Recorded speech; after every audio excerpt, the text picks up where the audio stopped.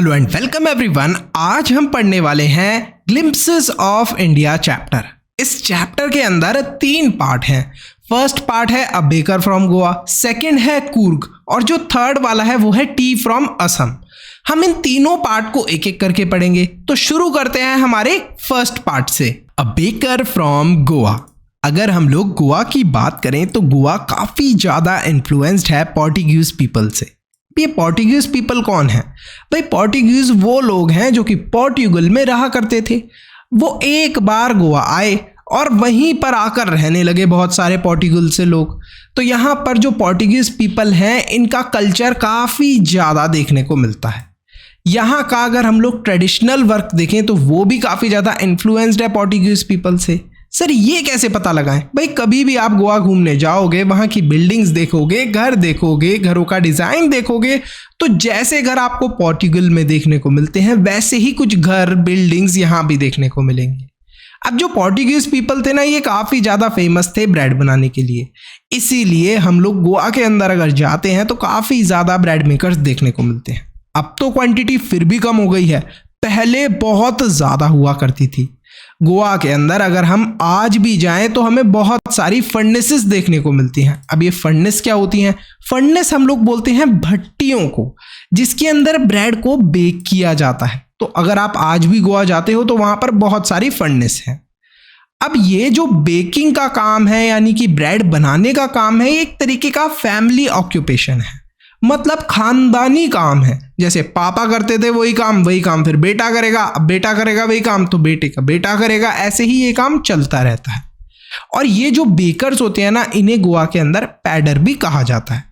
Writer को अपने बचपन का समय याद आता है। वो याद करते हैं अपने बचपन के दिन जब वो गोवा में रहा करते थे। एक बेकर था जो उनका दोस्त था और वहीं पर वो बेकर ब्रेड भी सेल करने आया करता था। राइटर बताते हैं कि उनके घर पर बेकर 2 बार आया करता था।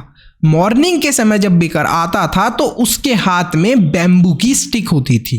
अब ये बैम्बू क्या होता है? फटाफट आप लोग कमेंट सेक्शन में कमेंट करके बताना कि बैम्बू को हिंदी में क्या बोलते हैं। हिंट दे देता हूं मैं, फर्स्ट वर्ड उसका शुरू होता है ब से, ठीक है? तो एक बैम्बू की स्टिक को वो बजाते हुए आता था, जिससे सब लोग नींद से उठ जाया करते थे। जो भी लोग थे वो लोग आकर बेकर से ब्रेड ले लिया करते थे। स्पेशली जो बच्चे थे वो तो भाग भाग कर आते थे। अब ये ब्रेड लेने का काम, ब्रेड खरीदने का काम ज़्यादातर करता कौन था? जो घर की मेड सर्वेंट हुआ करती थी, यानी कि घर की जो नौकरानी हुआ करती थी, वो ब्रेड के पीसेस खरीदती थी। लोव्स मतलब ब्रेड के पीसेस, ब्रेड के टुकड़े खरीदती थी, ठीक है? लेकिन फिर भी अब ये घर की जो नौकरानी, उन्होंने ब्रेड के पीसेस खरीद लिए बाहर जाकर, लेकिन फिर भी बच्चे भागे भागे आते थे। अब बच्चे क्यों भागे भागे आते थे? क्योंकि उनको क्या चाहिए होते थे? Bread bangles. अब ये ब्रेड बैंगल्स क्या है? देखो ऐसे गोल शेप वाला जो ब्रेड होता है ना, इसको बोलते हैं ब्रेड बैंगल। तो बेकर कभी कभी स्पेशल टाइप की एक ब्रेड होती थी जिसे स्वीट ब्रेड बोलते हैं, वो भी लेकर आता था और बच्चों को कभी कभी वो भी दे दिया करता था। जब बेकर आता था तो झंग झंग की साउंड करते हुए आता था बैम्बू से। अपने सर के ऊपर ऐसे बास्केट के अंदर बहुत सारे ब्रेड रख के लाता था, ठीक है? चारों तरफ वो झंग झंग की आवाज़ करके आता था और जो भी घर की मालकिनें होती थी उन सबको ग्रीट करता था, या फिर जो भी उससे ब्रेड लेने आती थी लेडीज उनको ग्रीट करता था गुड मॉर्निंग बोलकर, गुड मॉर्निंग मैडम ऐसे बोलकर, ठीक है? जो बेकर था जब अपने ब्रेड देता था तो बैम्बू स्टिक के ऊपर ऐसे अपना ये जो है सर पे जो इसने टोकरी टाइप रखी हुई है, इसको रख देता था, बास्केट को रख देता था और फिर उसके अंदर से ब्रेड निकाल कर सेल करता था।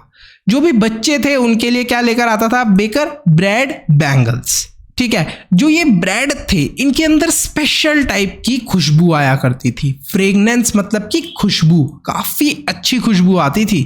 वीडियो में आगे जाने से पहले आप सबको एक इम्पॉर्टेंट इंफॉर्मेशन देनी है। बहुत सारे बच्चों ने मुझे कमेंट और ईमेल करा कि सर जो हमने मेंबरशिप परचेज करी थी और हमें नोट्स और सैम्पल पेपर मिले थे वो एग्ज़ाम में बहुत हेल्पफुल थे। इसी वजह से प्लीज़ आप मेंबरशिप प्राइस इंक्रीज़ मत करो। तो आप सबके लिए गुड न्यूज़ है कि मेंबरशिप का प्राइस इंक्रीज नहीं होने वाला, 299 ही रहने वाला है। इसके साथ साथ एक और एक्साइटिंग न्यूज़ है, इस कॉस्ट को और भी अफोर्डेबल बनाने के लिए पहले 1000 बच्चों को मिलने वाला है 70% डिस्काउंट। तो फटाफट अभी मेंबर बन जाओ।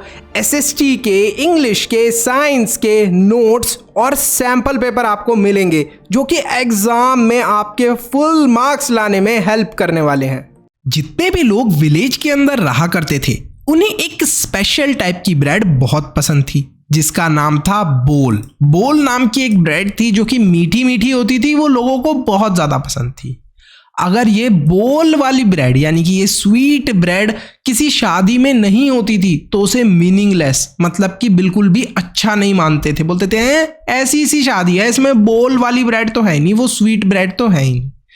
तो जो विलेज के अंदर बेकरी हुआ करती थी वो एक तरीके से नेसेसरी चीज थी, क्योंकि भाई शादी के लिए ब्रेड, रोज लोग जब ब्रेड खाया करते थे वो भी बेकरी से बन के आती थी। तो इसी वजह से विलेज के अंदर बेकरी बहुत इंपॉर्टेंट थी। जो भी घर की औरतें हुआ करती थी वो डॉटर की एंगेजमेंट वाले दिन स्पेशल सैंडविचेस बनाती थी, केक्स बनाती थी, भोलियास बनाती थी। अब ये कोई ट्रेडिशनल डिश होगी उसकी बात हो रही है। ये सारी चीज़ें काफ़ी इंपॉर्टेंट रोल प्ले करती थी, जैसे कि क्रिसमस हो गया और भी बहुत सारे फेस्टिवल हो गए उनके अंदर भी। तो यहाँ पर ये देख रहे हो आंटी जी को, ये क्या बना रही है, यहाँ पर ये सैंडविच वगैरह शायद बना रही है। और सैंडविच कब बनाती है वुमेन्स, ज़्यादातर lady of the house prepare करती है सैंडविचेस जब भी उनके डॉटर की एंगेजमेंट होती है। नॉर्मल दिनों में भी बना लेती हैं बट ये स्पेशल एक रीति रिवाज टाइप है वहाँ का।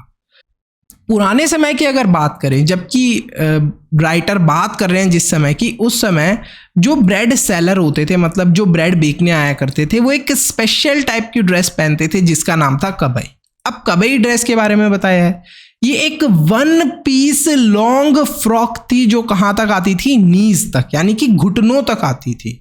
आज के दिन भी आप देख सकते हो लोगों को वहां पर हाफ पैंट पहने हुए, जो स्पेशली वहां पर आप देखोगे लोगों को तो वो हाफ पैंट पहनते हैं जो कि नीज तक ही आती है। और इसी चीज को देखकर लोग बोलते हैं अरे इसने तो एक पैडर जैसी ड्रेस पहनी है। जो भी हाफ पैंट पहनता है ना वहां, जिनकी नीज तक आती है पैंट, उनको देखकर लोग बोलते हैं अरे भाई ये तो वैसा लग रहा है जैसे वो पैडर होते हैं ना ब्रेड बनाने वाले, वैसा लग रहा है ये, इसने तो वैसी ड्रेस पहनी है। जो बेकर था वो रोज ही लोगों के घर पे ब्रेड देने जाता था, तो अब वो रोज के रोज लोगों से पैसे ना लेकर वो बोलता था कि मुझे महीने के आखिर में पैसे दे दो। तो एंड ऑफ द मंथ में वो ये पैसे लेता था, लेकिन उसको ध्यान कैसे रहता था कि किससे कितने पैसे लेने हैं, किसके घर पे कितनी ब्रेड दी है। तो वो ये सारी चीजें मेंटेन करता था on the wall bye pencil, मतलब जिसके भी घर पे ब्रेड दे रहा है ना उसके घर के बाहर दीवार पर ये सारी चीजें लिख देता था। तो बेकिंग जो था वो एक तरीके से प्रॉफिटेबल प्रोफेशन था पुराने दिनों के अंदर। और जो बेकर था वो कभी भी भूखा नहीं रहता था, मतलब कभी भी उसके पास पैसों की कमी नहीं रहती थी, अच्छा खासा कमाया करता था। तो जो इनकी फैमिली थी बेकर्स की वो काफ़ी ज़्यादा हैप्पी और प्रॉस्पेरस थी, मतलब काफ़ी खुशहाल थे इनके घर वाले भी और बेकर भी। यहीं पर जो हमारा चैप्टर है वो फिनिश होता है। आप सबके लिए क्वेश्चन है, how did the baker attract the children? बच्चों को बेकर कैसे अट्रैक्ट किया करता था? अब हम पढ़ते हैं इसी चैप्टर का नेक्स्ट पार्ट नेक्स्ट वीडियो के अंदर।